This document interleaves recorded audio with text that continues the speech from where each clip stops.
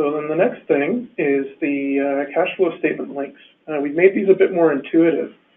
So previously, these individual lines, they were linked to the working papers. And if you had filled out, say, your property, plant, and equipment working paper, it could bring in things like your amount of purchase, your proceeds, things like that. Stuff you would normally have to fill in if you weren't using the working papers. However, the items on the side where it says link to CA and CB, they didn't always reflect necessarily if that amount was entered manually or if it was linking to the working paper. It just showed that the link was available to the working paper, and then it could be linked.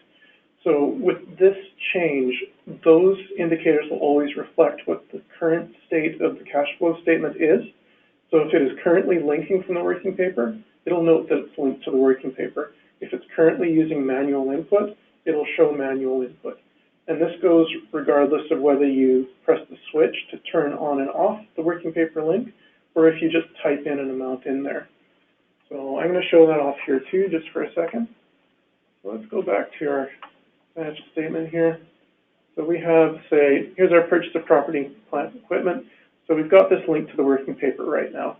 If I flip it off to manual, you can see this goes right off, and it turns off exactly there. Flip it back on, and it's linked to the working paper again. The prior year, of course, since we don't have a working paper for prior year, that one's still going to be a manual enter. It will fill in if you roll forward and then bring forward the amount from the current year into the prior. But in this case, you can see it's just in there. If I type in just an amount in here, so if I put in, say, just a number, you can see it'll automatically switch to manual. So even if you have someone just typing in an amount in there, it'll still indicate what the state of that is. So you won't have any uncertainty about whether this amount is actually linked or unlinked. So that should make it a lot easier to determine where your numbers are coming from there.